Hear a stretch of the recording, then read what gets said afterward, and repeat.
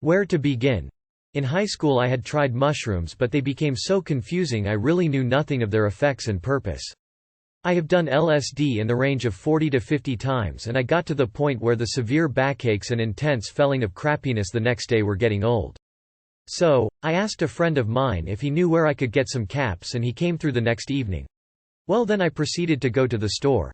I bought a huge bottle of Hawaiian Punch, hoping to kill the dastardly taste of mushrooms, then went home and made a lengthy boil of my cherished newly purchased 10 caps. I then took the thick purplish-black mixture and added it to half a pitcher of Hawaiian Punch and got a medium-sized glass to fill. Then I drank the glass, and thankfully the punch had done its job.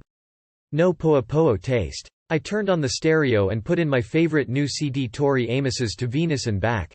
And waited, but not for too long.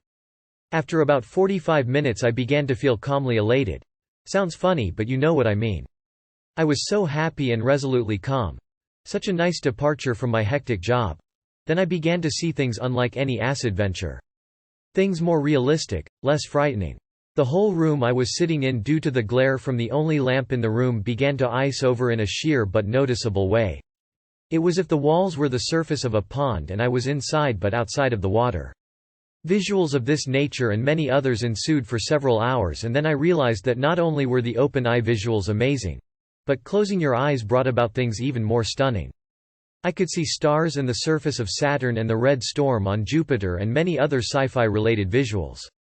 I had Tori's album on repeat, and the song Datura came on for about the 5th time, and it finally hit me.